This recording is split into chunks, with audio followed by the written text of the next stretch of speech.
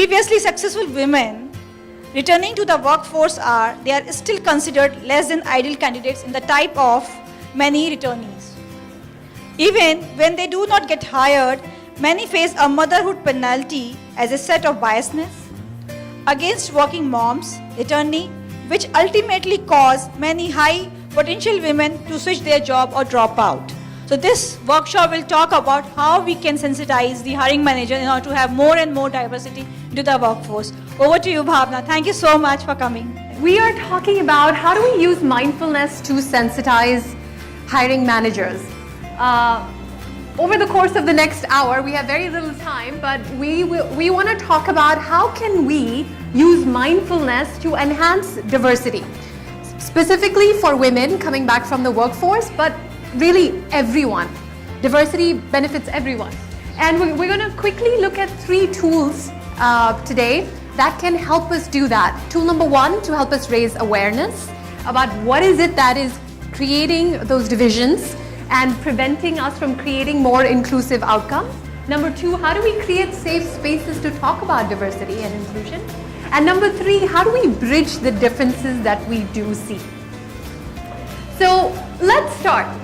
Now here's the thing, if there's one thing we know that is standing in the way of us creating more inclusive outcomes, it is bias. And I'm sure you heard a lot about bias in the first half of this conference as well. But let's define it. So what is bias? What is implicit or unconscious bias? It's a belief that you have about something, a very strong belief that you have about something. A perception, okay. Any other ideas? Preconceived notions about something. Exactly, it's all of this, and when we say it's implicit or unconscious, what we're saying is it's below the level of our awareness. So you have explicit bias that you are aware of, and then there's implicit or unconscious bias that we are not aware of. So implicit bias is a hidden or unintentional preference for a particular group based on social identity, such as race, gender, class, ability, or sexual orientation. Now here's the thing. Much of our behavior is actually governed by these implicit biases. Our conscious mind plays a very, very small role. So when hiring managers are making decisions that could be disadvantageous to returnees or creating an inclusive environment for everyone, it is because these implicit biases may be at play. So it's all the more reason for us to figure out how do we become aware of them and then minimize them or reduce the intensity of these biases. So here's the thing. We know there are a number of biases against women that we see in the workplace, and I just want to briefly touch upon this just to set the context. We're not going to talk about this too much. Now, in particular, when we're talking about returnees, it's the maternal wall, which basically says that working mothers are judged unfairly. So if you had to guess, what would you say are some of the common perceptions or biases that may exist in the environment against mothers, working mothers? What are some thoughts or ideas that may go through people's heads? Lack of focus. She won't be able to stretch beyond a point. She won't be committed. Sorry? Too many leaves. She's distracted. Okay. Sorry? She'll leave the office at 6. Yes, absolutely. Completely on point, right? So it's commonly perceived that working mothers are going to be less competent, they're going to be less committed, they lack focus, they're easily distracted, and that they're not really going to be as ambitious. Now, let me ask you, what do you think these biases negatively impact working mothers? Yeah? What do you think might be some of the consequences of these biases? And the sum total of the consequences of this bias is what we call the motherhood penalty. What do you think is the motherhood penalty? They lose confidence, okay? They're not given as many opportunities or as much responsibility. Oh, okay, so women may be delaying motherhood because there's a motherhood penalty. It's demotivating. So the statistics are actually pretty stark. They're 79% less likely to be hired. They're only half as likely to be promoted. They're evaluated less positively. They're paid less, and they're held to higher performance standards. This, of course, is based on data from in the US, but this phenomenon is something we see everywhere. It's not just specific to a culture. Now, this clearly is not ideal, because what happens is when you have something like this, you get into a disadvantaged feedback loop. Women are not working mothers are not evaluated well, because of which that is demotivating and it affects their performance, which then affects the kind of assignments they get and the visibility they get and the promotions they get in the organization, which lowers their success rate, which then confirms the bias that people have against working mothers in the first place. So you get into this vicious cycle. And this is the cycle that we want to break, because unless we break this cycle, we cannot meaningfully help working mothers advance in the workplace. So how do we do this? Mindfulness is training your mind to be able to focus your attention right now, right here in this present moment. Not think about what happened in the past and not think about what is going to happen in the future, but focus your attention right now, right here, rather than functioning on autopilot, which most of us do, and that is when we miss these moonwalking bears, right? So how do we do that? Because when we do, then we can train our mind and tap into its ability to become more aware. And that is what mindfulness will allow us to do. Now, mindfulness is, of course, something that goes back, it goes back 2.5 centuries. It comes originally from the Buddhist tradition, but today, fast forward today, it is a completely secular practice that has been adopted by several progressive organizations, because there's a vast amount of research that has been done into mindfulness and into its ability to help us into its power to help us become more self-aware. So leading organizations, leading universities are doing cutting-edge research on this, which is why several organizations are now really adopting this as a practice. So here's the thing: we're gonna do a mindfulness practice just now, and I'll take you all through it.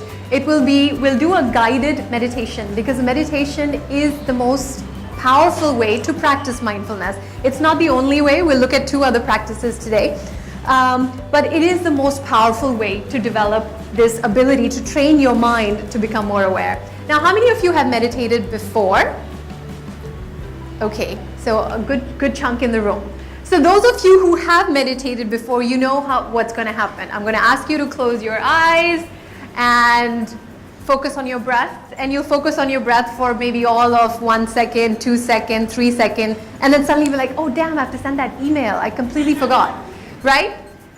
Because what's going to happen? The monkey mind is going to take over. You are going to be distracted. That is just the nature of the mind. When that happens, because it is going to happen, it is going to happen with all of us. When that happens, we do 3 things. Number 1, we acknowledge. We acknowledge that my attention has drifted. I am now thinking about something else. Number 2, we accept that our attention has drifted, in the sense that we don't say, oh, that's such a stupid thought. Why am I thinking about that right now? This is not the time to be thinking about this.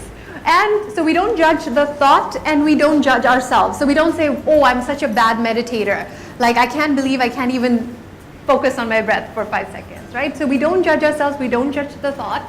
And then we simply, whatever it is, we let it go, and we come back to whatever I'm asking you to focus your attention on, which is going to be your breath. And in this process, basically, what we are doing, think of this process, because it is going to happen several times. You're going to focus on your breath, and again your attention is going to wander. You're going to focus on your breath, and again it will wander to something else. Every time what you are doing is like a mini bicep curl for your mind. Every time you bring your attention back, that is the process of training the mind to become more and more focused and centered. So in mindfulness, what we say is failure is actually success. Because every time your attention drifts and you bring it back, you're doing another mini bicep curl for your mind and training your mind. So, all right, so let's do this. If I can ask everyone to maybe put their phones on silent, so we have nothing distracting us.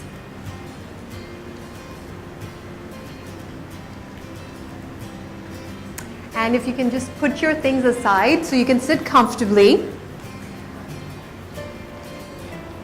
And what I would ask is that you neither sit too comfortably, so we don't want you leaning back on the chair and, you know, to the point, especially since this is post-lunch.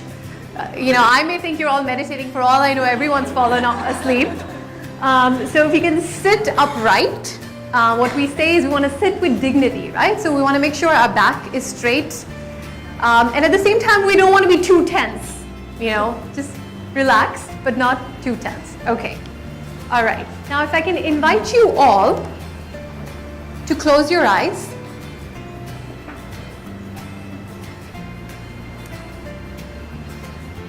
And take a deep breath.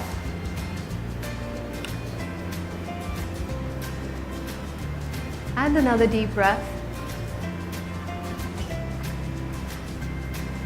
And another deep breath. Now focus your attention on your feet. And just feel your feet being supported by the ground beneath you. Notice any sensation you might feel in your feet. Is there a warm sensation? Is there a cool sensation? Is there a tingling that you sense? Bring your awareness to your calves.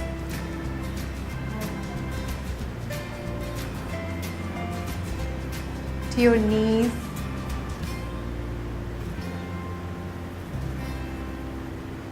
To your thighs. Now feel the full weight of your body being supported by the chair beneath you. And just gently ease in to that chair.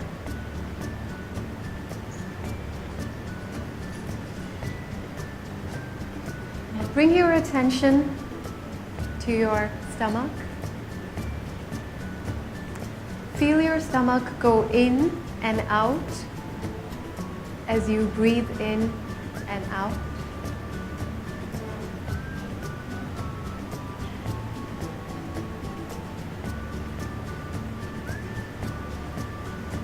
If your attention wanders, simply acknowledge that it has, and gently and kindly bring your attention back to your breath.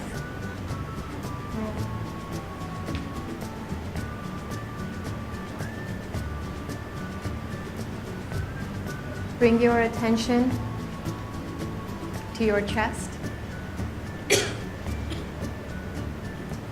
Feel your chest go up and down as you breathe in and out.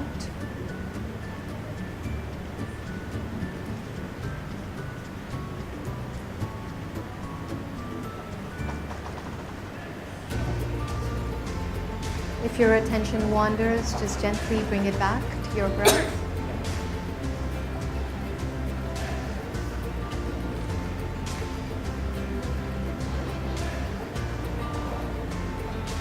Bring your attention to your face, to your nose. Feel the breath go in and out of your nostrils as you breathe in and out.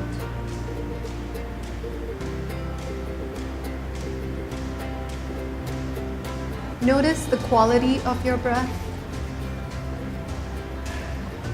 Is it warm? Is it cool? Is it fast? Is it shallow?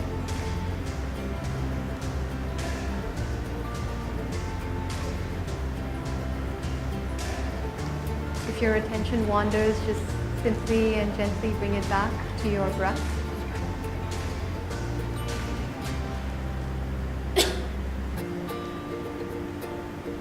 And simply rest your awareness on your breath for some time.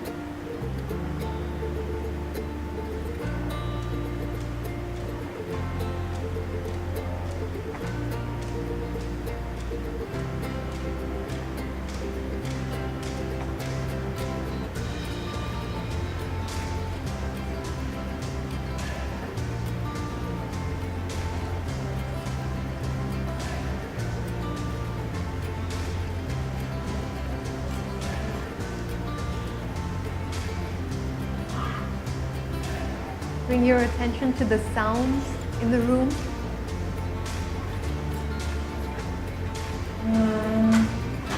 Sound of the door, sound of the AC, maybe. Sound of people moving around you.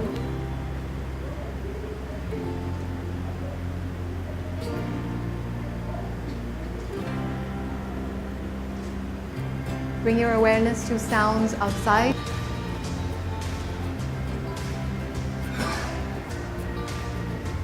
Are we still awake? So what was that experience like? I'm curious to hear. Let's hear from some of you. Relaxing. Very calming. It forced you to concentrate. Yeah. What else? Was it easy? No. So that's the nature of the mind, right? Our thoughts are going to get distracted. But again, what we say in mindfulness is success, failure is success. So every time you do, and you are bringing your attention back over and over again to your breath, in that process, you were training your mind to focus on the present moment more and more and more. And in the process, reshaping your brain. So one thing we know about all of the research that has gone into mindfulness, and I'm not going to spend too much time talking about the science, but for now, let me just say that mindfulness meditation has been scientifically proven to reshape our brain and help us grow new neurons in regions of the brain that are responsible for greater self-awareness. And in fact, they've done 3-month-long studies where they had people undergo mindfulness meditation for at least 30 minutes a day for a period of 3 months. And they had them do that same awareness test, not the same group, but a control group do the awareness test at the end of that. And the probability of people catching the bear was 50% greater in the group that had been meditating versus people who had not been. So it's simply what it's doing for us, it is really expanding our horizon and allowing us to see more, feel more, sense more. And where that relates to biases is that biases, as we began saying, especially implicit biases, are below the level of our awareness. When we are meditating, what we are doing is we're improving our sense of self-awareness, so those biases actually come to the surface. And also what it's doing is, because it is slowing down that part of our brain that makes these automatic associations and is on autopilot, it slows that part of our brain down, and it helps us thicken the part of the brain that makes more thoughtful and rational decisions. So what that means, if you are a hiring manager, and let's say you are automatically dismissing a resume because something about the resume gives you the sense that this is a mother, this is a working mother, or mother on a career break, instead of dismissing it without even realizing it, now what you would do is you would actually pause and say, wait a minute.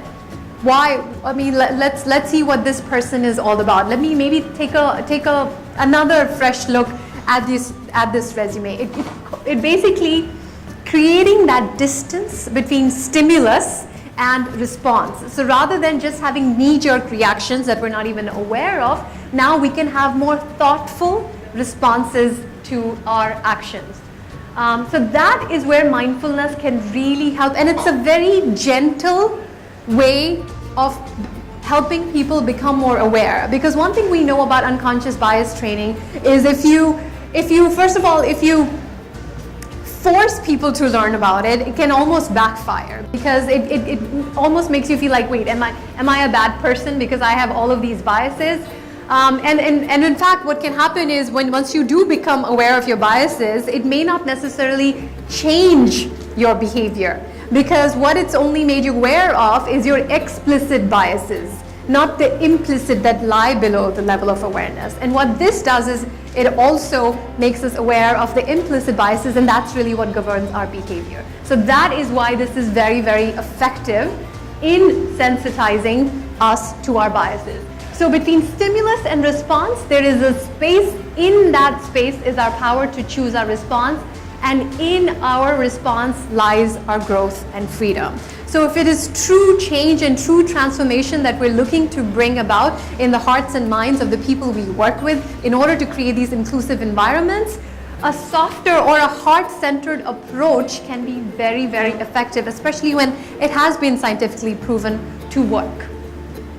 Now let's talk about how do we, once we do become aware of these biases, how do we create a safe space in which to talk about them and in which to address them? Now let's do another test. So we'll do an activity. I don't think everyone has paper and pen. Does everyone have access to paper and pen? Or maybe you can use your phones as well for this. So I'm going to put up a list of, call out a list of things, and every time I say something, an object or a person or a concept, I want you to write down the very first thing that comes to your mind when I say that. Now, very, very important is that you don't filter it. This is a list that no one else is going to see. This is only for your eyes. You don't have to share it with anyone, right? But this is just helping us understand what are the associations that we typically make, right? So for instance, if I say this clicker, what's the first thing that you think? Slide, presentation, exactly, right? So if I say AC, cool, exactly. So what is the very first thing? Okay, so don't filter, don't think too much about it, just go with the flow, okay? All right, is everyone ready? All right, okay, let's do this.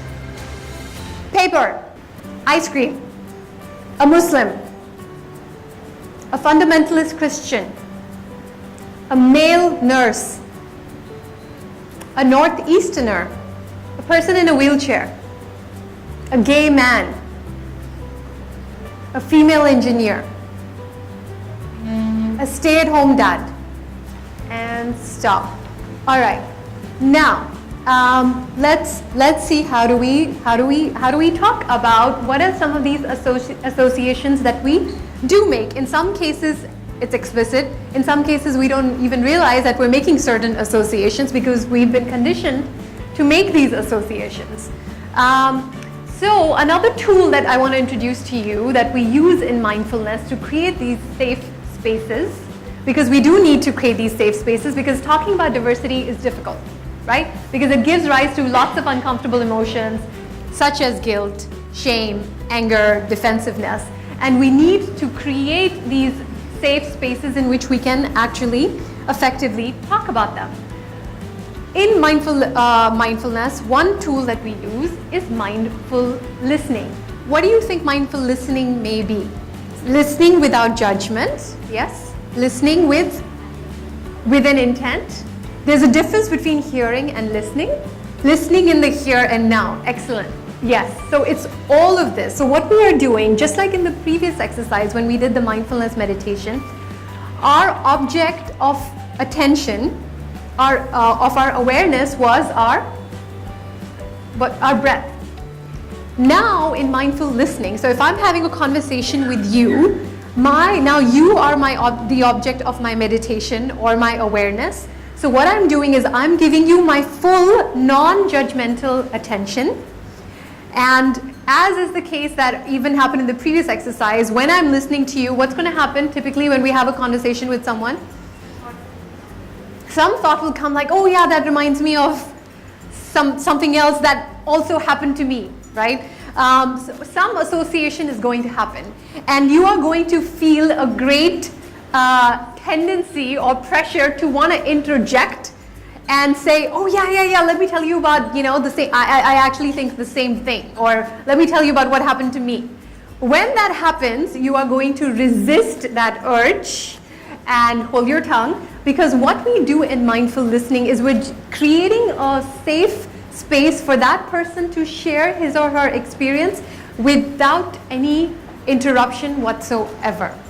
So when she is speaking, I let her speak, and if I find my attention wanders, I bring it back. I acknowledge, same thing, I acknowledge that my attention has drifted, I accept it, and I bring my attention back to the conversation, and I continue listening to you. And again, it's going to happen, right? My attention is going to wander, I'm going to come back. My attention wanders, I bring it back.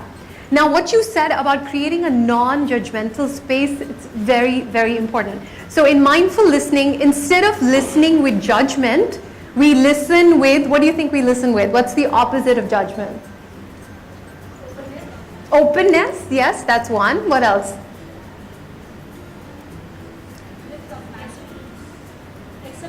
Acceptance. Yes, so openness, acceptance, and third, very positivity is there as well, but specifically curiosity.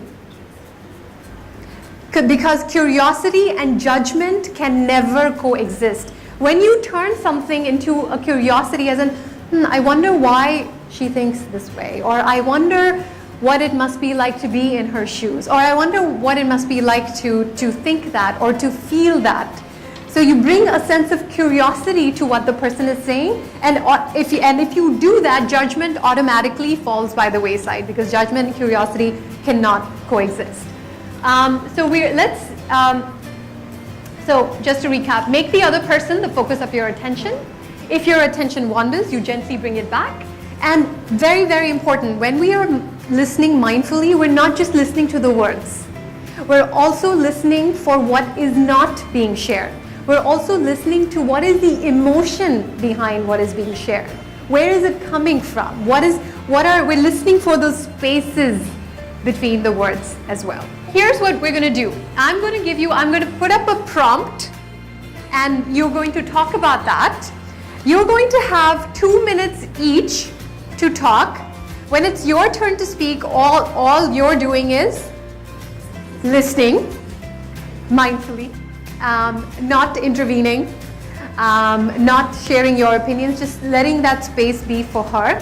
Now it could be, let's say, if I say I'm giving you 2 minutes, it could be maybe that she's done what she needs to say in a minute. Then if that happens, what you do is you just let there be silence. And this is highly uncomfortable for most people because we are so used to filling up spaces and silence with words. But I want you to just experience that. I'm kind of like helping you build a different kind of muscle, so taking you to the other extreme of listening where you don't say anything. Let there be silence. Let the person sit with their thoughts. You take that moment to absorb what has been shared. And for all you know, the person may come up with something else to say, right? So let them have that full 2 minutes, and I will ring the bell when it's 2 minutes are over, and I'll say switch, in which case then it's your turn to speak, and you give her the space for 2 minutes to share whatever it is she wants to share. Are the instructions clear? Yes, okay. No, you're going to speak to each other. I'm just getting my timer ready. Okay, your first prompt is, so the exercise we just did, right? The implicit association. What surprised me about my responses is, and if nothing surprised you, you can talk about that it didn't surprise me.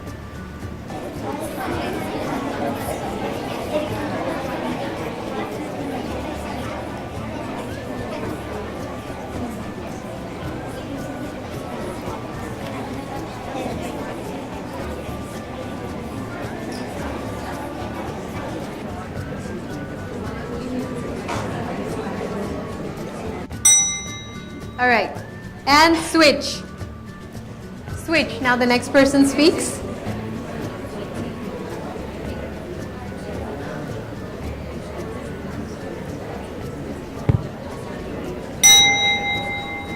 And switch.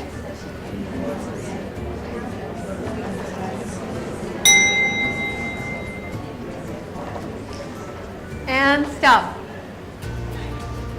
How was that? Yes.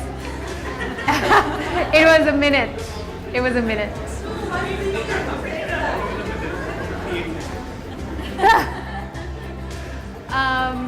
Yes. Any new observations? Yes. Yes. So if you have not set up the instructions for us, Yes. you have just asked us next week the person sitting next to you. We wouldn't have listened the way we listened when you gave us the instructions. Yes. So what comes to my mind right now, the movie exercise, if I take my mind, or if I give the right instructions to my mind, and put this in the individual Yes. properly, Yes. then I will. Yes. And it's like building the muscle. Yes. Right? But if I go to context, it's a chalta hai attitude, hardly matters to me that I may or may not listen to the person, I will not be in that space. So I can train my mind to be in that space is what is coming out to do. Absolutely. It's just setting the intention. If you go in with that intention, absolutely. So even listening to someone for 2 minutes and you're listening to them mindfully is an exercise in mindfulness. That's your mini meditation for the day. And even in those 2 minutes, you're reaping the benefits of mindfulness in the sense of training your mind to be able to focus more, to be here and now more, to grow those new neurons for increasing your self-awareness. Right? So creating a safe space, and we'll move on, is important. Now, the third tool we want to look at is how do we bridge those differences, because you can't talk about diversity without talking about differences, right? By its very definition, diversity is about bringing a group of different people together. Now, one thing we know is that there is actually a neurological basis for bias in our brains, right? Right from when we are children, we start to make these distinctions between us versus them, right? And do you know how early this starts happening? At the age of 3? 3? It starts happening as early as 9 months. Yeah, when a baby is 9 months old, he or she starts making preferences or starts leaning towards people who look like her primary caregivers and away from people who look completely different from her primary givers. So this, of course, have a neurological basis. It makes sense, right? If you really go back to our evolution, our survival depended on this, right? We needed to be able to quickly identify who's my tribe, what are those group of people that I can feel safe in, and who do I need to stay away from. So it helped us then. But now that same kind of thinking, and our brains are still wired for that kind of thinking, right? It doesn't help us. That's exactly the us versus them kind of thinking that gets in the way of diversity and inclusion, right? So how do we bridge this? Now, one thing, another cornerstone of mindfulness is compassion. And compassion is what really allows us to bridge those differences. And compassion is very different from empathy.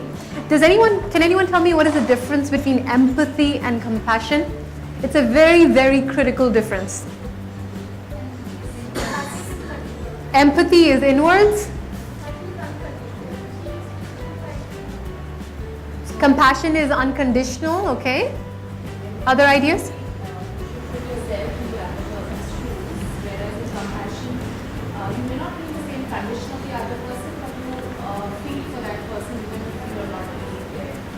Okay. Okay.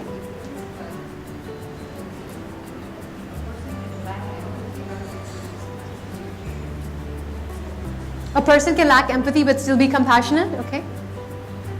Empathy is taking the emotion out, you're saying? So empathy for me is like not like it's not sympathy. You're not sympathizing with that person. You're empathizing by not getting involved at an emotional level. So you don't cry with the person who's crying. You're there as a backbone support, but you're not crying with the person. Compassion means like you're, oh yeah, like you're not crying again, but you're almost there. Attachment is not there. Okay. Attachment, yeah. Okay. So the actual difference is, and it's subtle yet very, very powerful. Empathy is feeling for someone, right? So if you are in distress and I say, I feel your pain, I am empathizing. If I see you in distress and I say, I feel your pain and I wish and pray for your suffering to end, I am showing compassion. What is the difference? And there is an action associated with it, and that action could just be an intention. Compassion is not just to feel for someone, it is to feel for someone and go that little extra step and say, I wish for your suffering or for your pain or for your distress to end. And we know mindfulness, again, helps us, again, shapes that part of the brain that we use to show compassion. And this compassion can be seen two ways. One is compassion for self, which we definitely need, especially if we're talking about biases, right? Because if we become aware of our biases, rather than go into that space of negativity and say, oh, am I a bad person because I have these biases, and start beating yourself up over it, what we need to do is actually say, no, it's human to have these biases. Yes, I have these biases, but it's okay. I'm not going to beat myself up over it. I will accept it. I will change it, but I will. So the first step is for me to show self-compassion, compassion for myself. The second thing is to show compassion for others. And the way mindfulness helps us here is because mindfulness is not just about paying attention. It's about paying attention with kindness. So which is why I kept saying accept. Right? So every time your attention wanders, whether you're listening to someone or whether you're meditating or doing any other mindful activity, every time your attention wanders, you very gently and with kindness bring it back. So you're also working your kindness muscle by doing that. And then there's also compassion for others. And there's a specific, another exercise that we'll do now, the third exercise and last exercise, is a compassion meditation that we do to build that sense of compassion for others. So if I can now again ask you to make sure your phones are on silent and invite you to all to close your eyes. Okay, let's all close our eyes and another deep breath. Now I want you to bring your awareness to yourself. You are now your own object of meditation, and I want you to silently, in your minds, repeat these following statements. We're going to do this in silence, in your mind, not out loud. May I be well. May I be peaceful. May I be loved. Now I want you to call to your awareness a loved one. This could be a family member, a friend, a pet, could be someone who you are very close to. And again, I want you to repeat these statements silently in your mind. May he or she be well. May he or she be peaceful. May he or she be loved. Now I want you to bring to your awareness someone, an acquaintance, let's say, someone you feel completely neutral towards. Not someone you're very close to, but someone you just have neutral feelings towards. And again, repeat in your mind, may he or she be well, may he or she be peaceful, and may he or she be loved. Now I want you to bring to your mind someone you do not necessarily have positive feelings towards. Could be someone you know, someone you don't know, but someone you don't necessarily have positive feelings towards. And again, I want you to repeat in your mind, may he or she be well, may he or she be peaceful, and may he or she be loved. And when you send such thoughts to that person, how did you then feel about that person? First of all, it was difficult to think about somebody. Yeah. Right? And then, yeah. Feeling was good. So, here's the thing. We're talking about diversity and inclusion. Compassion, more than anything else, is what's going to allow us to accept the differences between us and bridge those differences. And again, this is a core tenet in mindfulness, and again has been scientifically proven to bridge, to reduce those differences, the spaces between us, and to shift that thinking of us versus them. Because you cannot, it's absolutely not possible to wish someone well and at the same time think of them as not part of your tribe, not part of us. So that is what compassion allows us to do. So, in a nutshell, to nurture inclusion, diversity, and equity, we have to A, become aware of our unconscious behavioral patterns. We have to create a safe space to discuss those biases and find a way to bridge our differences. And that is what mindfulness gives us. And of course, there are scores of other benefits as well, which we are not going to go into.